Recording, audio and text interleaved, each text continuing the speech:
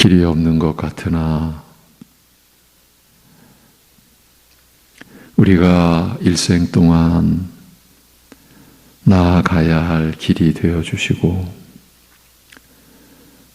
그 길에서 때로는 벗어나려고 몸부림치듯 하는 우리의 무지와 완악함까지도 오래 참으시며 그 영생의 길에서 우리가 실족하지 않게 지켜주시는 아버지 하나님, 오늘도 주님이 주신 하루요 주님의 생명으로 주님의 뜻을 쫓아 주의 백성된 우리들이 살아갈 때에 여전히 길 잃은 자처럼 이 세상에서 방황치 않게 하여 주옵시고 주님을 바라보는 그 안정됨과 안심됨과 평안함과 감사함이 우리에게 닥쳐오는 모든 일들 속에서도 우리로 하여금 주님을 더 온전히 신뢰하고 의지하며 하나님의 선하심과 인자하심을 어떤 상황에서도 인정하며 살게 하여 주옵소서. 예수님의 이름으로 기도하옵나이다. 아멘. 고린도전서 1장 25절에서 29절입니다. 고린도전서 1장 25절에서 29절.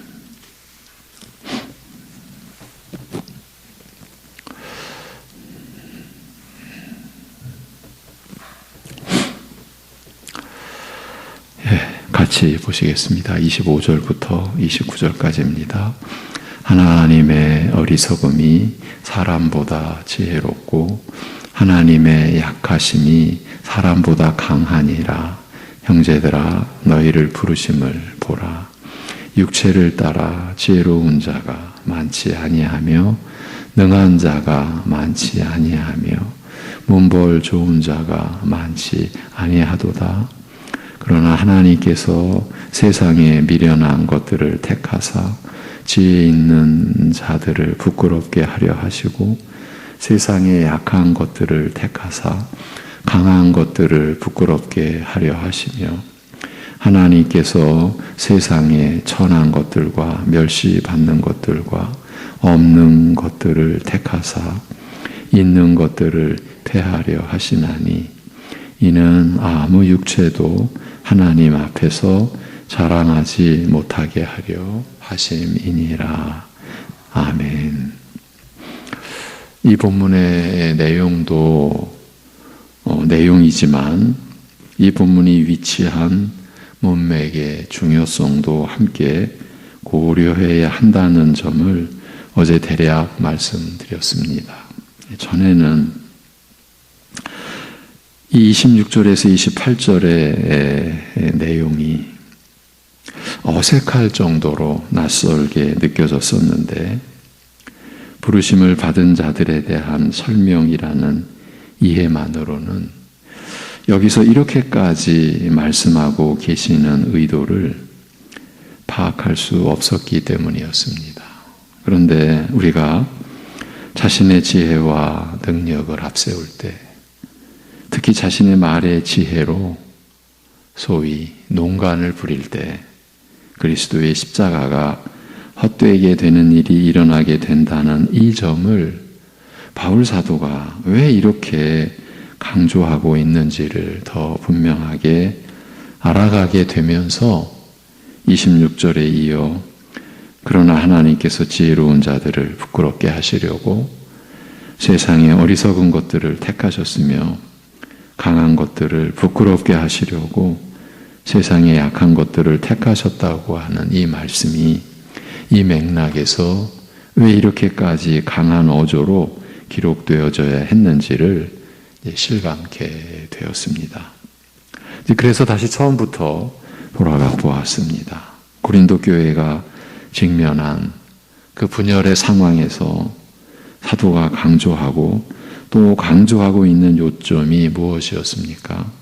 그 핵심은 그리스도께서 나를 보내심은 오직 복음을 전하게 하려 하심이로되 말의 지혜로 하지 아니함은 그리스도의 십자가가 헛되지 않게 하려 함이라는 진술 속에 들어 있습니다. 그 요점이요. 그것은 오직 그리스도의 십자가가 헛되지 않게 하려 함입니다. 사도에게 있어서 목표는 오직 이것입니다. 복음을 전하는 자로 부름 받으신 이방인의 사도된 바울에게 있어서 오직 이것입니다. 그리스도의 십자가가 헛되지 않게 하는 것입니다. 그렇기 때문에 사람인 우리가 자신의 지혜나 자신의 능력을 드러내서는 안 된다고, 어떤 명분으로라도 자신의 것을 자랑하고 나오면 안 된다고, 그리하면 필연코 그리스도의 십자가가 헛되게 되고 만다는 사실을 이렇게 역설하고 있는 것입니다. 그리고 바울은 부르심을 받은 우리의 형편을 살피고 확인된 그 처지까지 제시하면서 우리 자신을 드러내거나 나타내서는 안 된다는 점을 거듭 강조합니다.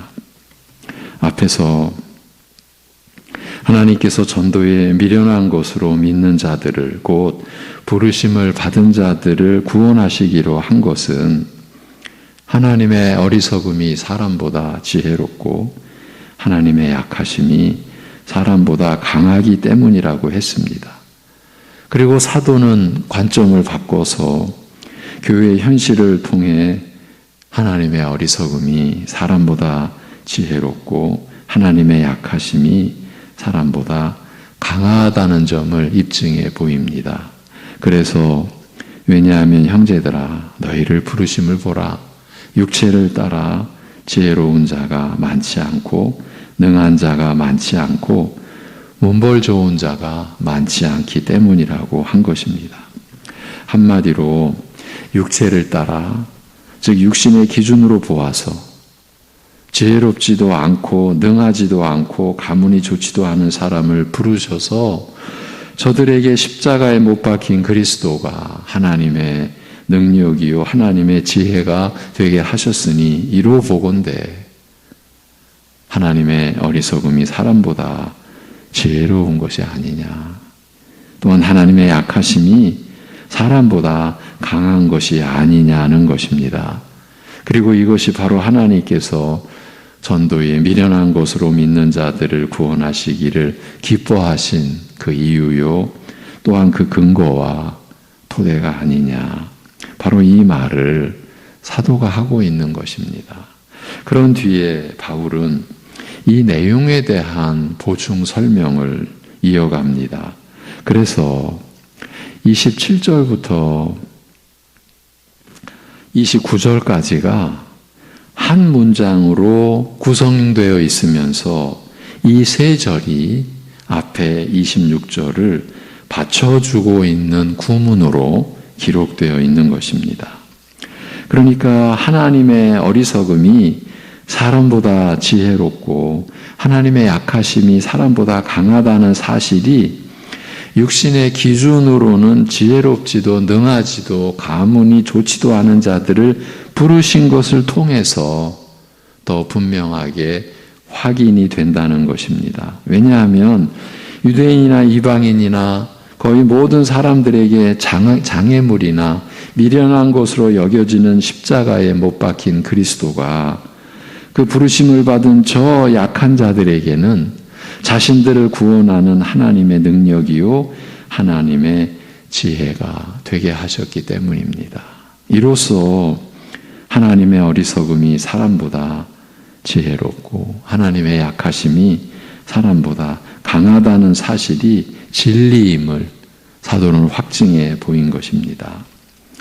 그런데 이 26절의 내용을 받쳐주면서 보충 설명하는 세 구절을 통해서 하나님의 이 부르심 안에는 또 하나의 진리의 내용이 담겨 있다는 그 점을 사도가 밝힌 것입니다. 그렇게 약한 우리를 부르신 하나님께서는 그로 인해 이루고자 하시는 또 다른 뜻, 곧 또 하나의 목적이 있었는데 그 점을 이렇게 설명합니다. 하나님께서 지혜로운 자들을 부끄럽게 하시려고, 우리가 앞에서도 보아왔지만 이 지혜로운 자들은 좀 더 세밀하게 표현하자면 본인 스스로가 자신을 지혜롭다 여기는 자인 거죠. 이 세상의 지혜를 하나님께서는 패하셨다고 하셨어요. 그러니 스스로 지혜로운 자들이죠. 하나님께서는 그런 자들을 부끄럽게 하시려고 세상의 어리석은 것들을 택하셨으며 강한 것들을 부끄럽게 하시려고 사람이 자신을 강하게 보이고 그렇게 보이도록 또 만들고 하는 내용을 우리는 대략 짐작하죠. 그 강한 것들을 그렇지만 하나님께서는 부끄럽게 하시려고 세상의 약한 것들을 택하셨다는 것입니다. 지혜로운 자들을 부끄럽게 하시려고 그리고 강한 것들을 부끄럽게 하시려고 세상의 어리석은 것들과 약한 것들을 택하셨다는 뜻입니다. 하나님의 이 의도, 하나님의 이 작정하심에 담긴 또 하나의 깊은 뜻이 지금 드러나는 그런 장면이고 그런 대목입니다. 그리고 이어서 하나님께서는 세상에서 비천한 것들과 멸시받는 것들을 택하셨으니 곧 잘났다고 하는 것들을 없애시려고 아무것도 아닌 것들을 택하셨다고 덧붙입니다. 그러니까 하나님의 어리석음이 사람보다 지혜롭다. 하나님의 약하심이 사람보다 강하다라고 말씀하지 않습니까? 그 하나님의 어리석음이 사람보다 지혜로운 하나님의 어리석음이 사람보다 강한 하나님의 약하심이 이런 작정을 하시고 이런 기뻐하시는 이 뜻을 이루셨다. 그렇게 행하셨다. 그 의미가 담겨 있는 거죠. 지금 이러한 내용이 다 사람보다 지혜로운 하나님의 어리석음이 어떻게 나타났는지를 바울 사도가 이렇게 역설적으로 밝혀나가고 있는 겁니다. 그러니까 있는 것들, 곧 잘났다고 하는 것들을 우리 지금 말 성경은 있는 것들인데 표준 세번역은 좀 더 설명을 덧붙여서 잘났다고 하는 것들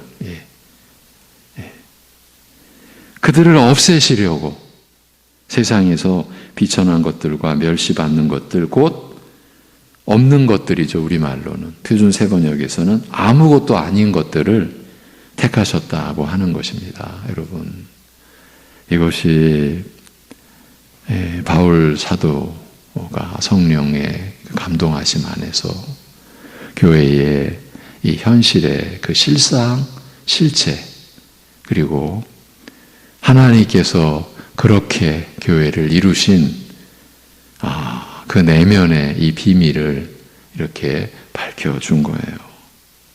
그런 뒤에 이리하여 아무도 그 누구도 하나님 앞에서는 자랑하지 못하게 하시려는 것이다라고 하면서 이렇게 세 절로 이루어진 이 한 문장을 26절을 받쳐주고 보충해주는 이 하나의 문장을 끝냅니다. 끝을 맺습니다.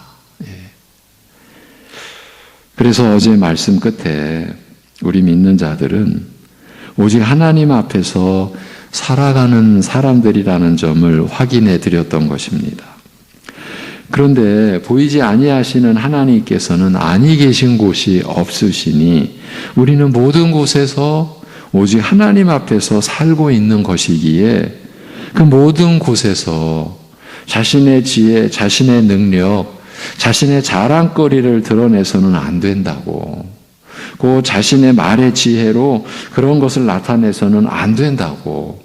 바울 사도는 이렇게 강력하게 권고하고 있는 것입니다. 왜 그래야 하는 것입니까? 그것은 오직 하나의 목적 때문입니다. 즉 그리스도의 십자가를 헛되게 해서는 안 되기 때문입니다. 바로 이것 때문입니다.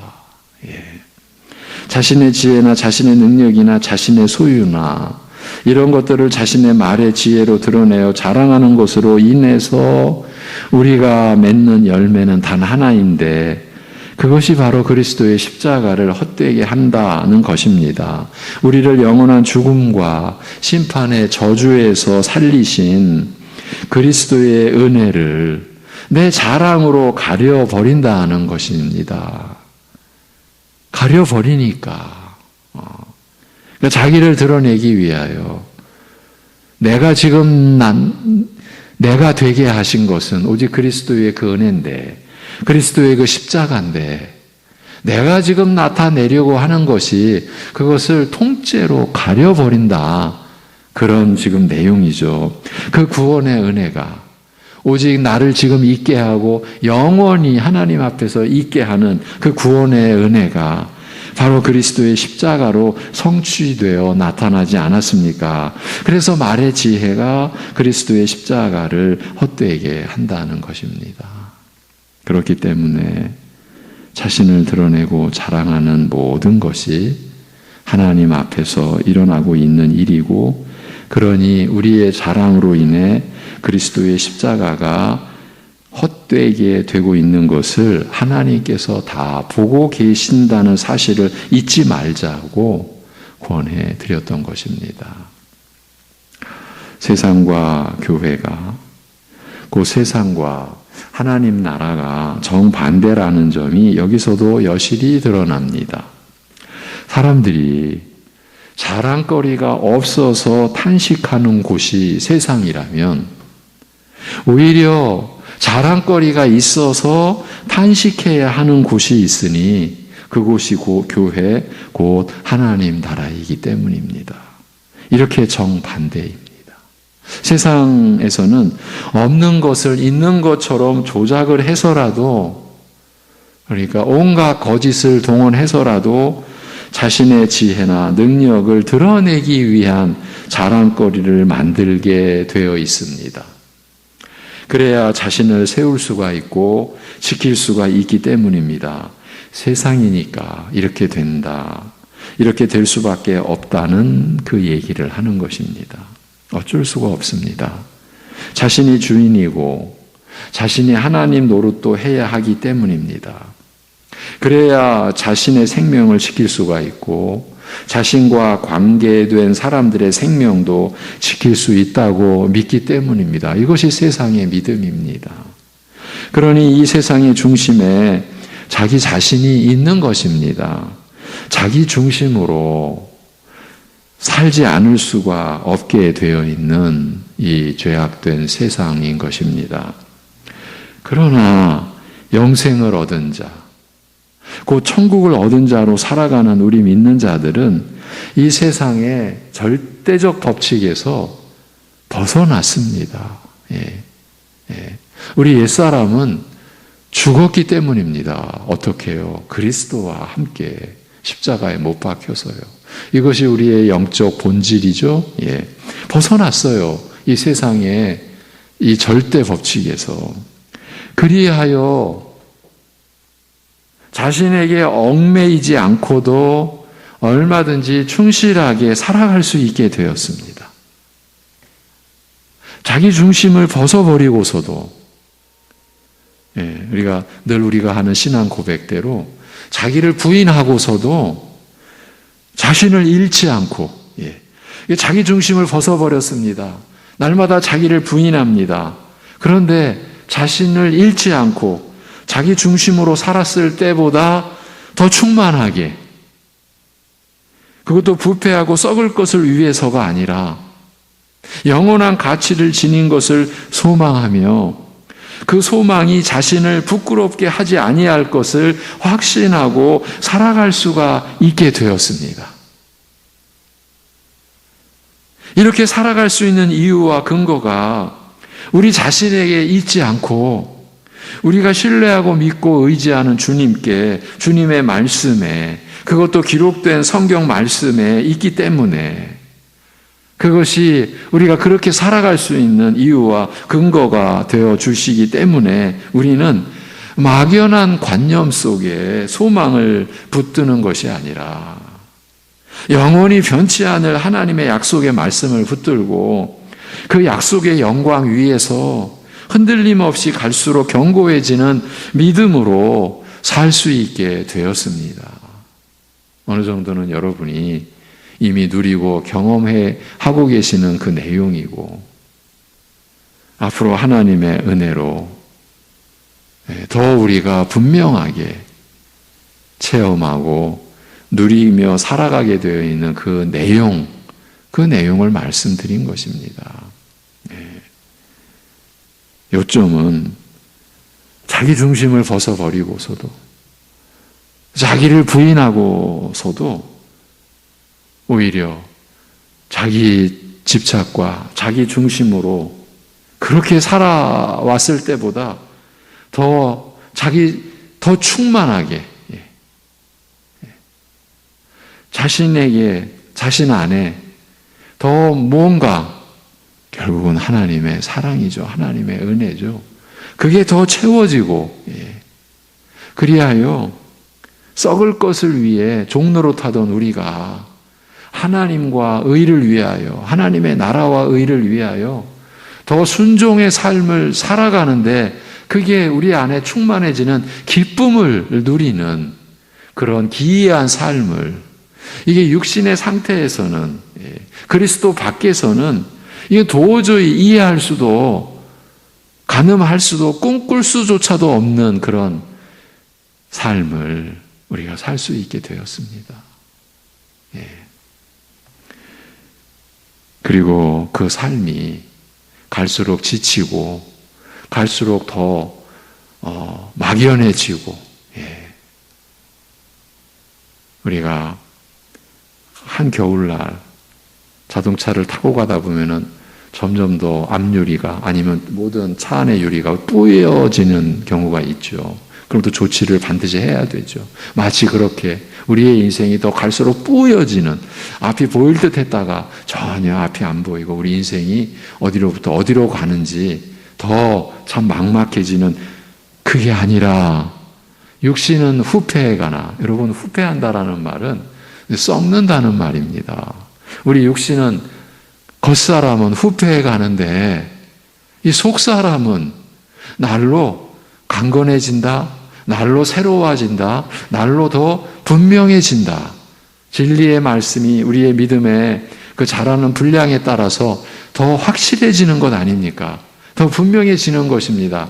우리가 가는 길이 어떤 경우에는 너무나 우리가 향방 없이 가고 있는 것 아닌가. 그런데 우리가 말씀 안에서 또 확인하고 또 우리가 확신하게 되는 것은 우리 주 예수 그리스도께서 우리 앞서 가신 길을 가는 것이라는 또 믿음을 주죠. 어디까지? 우리가 육신의 장막을 벗는 그 과정까지도 그 순간을 맞이하는 거기까지도 우리 주님이 가신 길을 우리가 가는 것이구나. 어디까지? 장사 지내는 바 거기까지도 우리가 우리 주님이 나를 위해 나의 죄를 짊어져 주신, 다 감당해 주신, 내가 영원한 그 심판의 저주를 그저 내 것이었는데 그것을 주님 것으로 삼으시고 오히려 나에게는 온전한 하나님의 의를 입혀주신 그 주님께서 앞서 가신 길을 그저 따라가는 것이구나. 어디까지? 장사 지내는 그 자리까지도 이것이 우리가 갖게 된 확신 아닙니까? 우리가 이렇게 확신을 갖게 되는 근거를 우리는 오늘 본문 말씀에서도 또 새롭게 취하는 것입니다. 이것이 바로 우리가 받는 말씀의 은혜인 것입니다. 하나님께서 지혜로운 자들을 부끄럽게 하시려고 세상의 어리석은 것들을 택하셨으며 강한 것들을 부끄럽게 하시려고 세상의 약한 것들을 택하셨다고 하지 않습니까? 그렇습니다. 하나님께서는 나같이 어리석고 약한 것을 택하셨습니다. 그래서 세상의 지혜로운 자들과 강한 것들을 부끄럽게 하시는 것입니다. 이 사실을 더 확정하시는 말씀이 이어집니다. 하나님께서는 세상에서 비천한 것들과 멸시받는 것들을 택하셨으니 곧 잘났다고 하는 것들을 없애시려고 아무것도 아닌 것들을 택하셨다고 하지 않습니까? 나는 하나님 앞에서 비천하고 멸시받는 것이었고 또한 없는 것, 곧 아무것도 아닌 것이었습니다. 이름하여 심령이 가난한 자였을 뿐입니다. 심령이 가난한 자, 오직 죄악뿐이기에 하나님의 의가 없어 비천하고 비참한 자, 그 고백이 심령이 가난한 자라는 그 내용 아닙니까? 그런 존재였을 뿐입니다.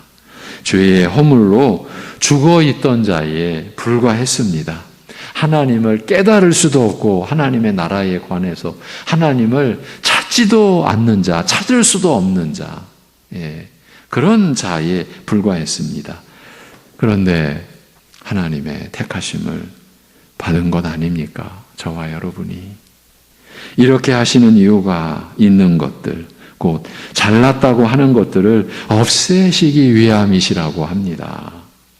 그리고 결정적으로 이리하여 아무도, 그 누구도, 어느 누구도 하나님 앞에서는 자랑하지 못하게 하시려는 것이다라고 하십니다.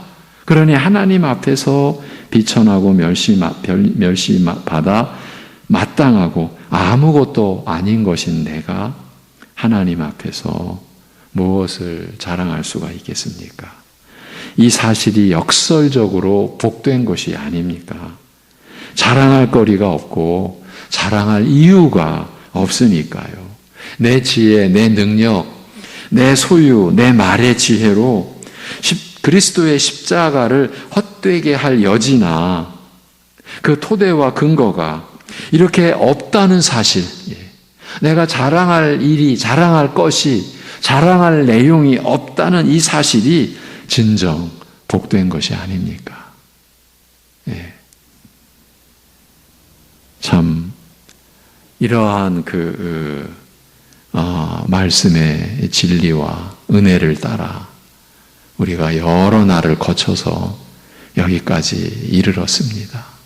하나님의 인도하심. 그것 아니겠습니까?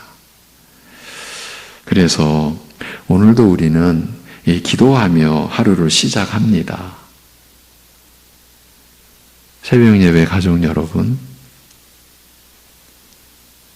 새벽 이 예배의 말씀을 붙들고 또 함께 기도하는 여러분, 우리가 기도하며 하루를 시작한다고 말씀을 드렸는데요. 내가 잘하기 위해서 기도하는 것이 아니라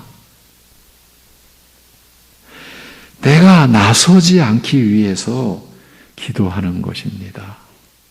그렇지요? 하나님의 어리석음이 사람보다 지혜롭다고 하시지 않습니까? 내가 지혜롭게, 내가 뭘 잘하기 위해서 우리가 이렇게 기도하는 것이 아니라 오히려 내가 나서지 않기 위해서입니다. 왜? 하나님의 약하심이 사람보다, 나보다 강하시니까요. 또 하나의 이유를 들어드릴까요? 우리가 지금 내가 오늘 잘해야지 이게 아니라 내가 나서지 말아야지. 이것을 위해서 우리가 이 시간 기도하는 것은 왜냐하면 내가 그리스도와 함께 십자가에 못 박혔나니 그런즉 이제는 내가 사는 것이 아니요 오직 내 안에 그리스도께서 사시는 것이기 때문입니다. 갈라디아서에서 바울 사도가 고백한 그 교회가 사랑하는 그 유명한 구절, 내가 그리스도와 함께 십자가에 못 박혔나니 이제는 내가 사는 것이 아니라고 오직 내 안에 그리스도께서 사시는 것이라고 우리도 고백하고 있지 않습니까?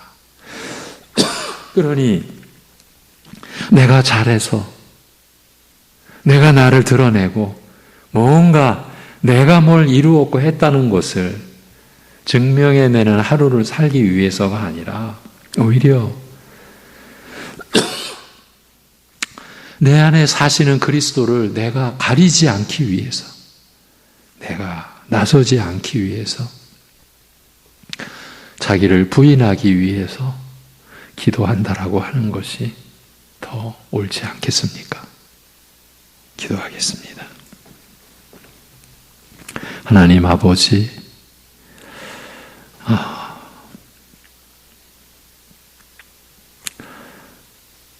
어떤 말씀 안에서도 끝내는, 그래도 내가 있는 것 아니냐고, 그래도 내가 있어야 그 모든 말씀이 의미가 있는 것 아니냐고, 그렇게 완악하게, 그렇게 고집스럽게 나를 주장할 수밖에 없는 그런 무지하고, 그렇게 완전히 망가지고 버려져야 마땅한 그런 우리를 택하신, 그리고 복음으로, 아들의 십자가의 복음으로 불러주신 하나님 아버지, 그저 감사드립니다.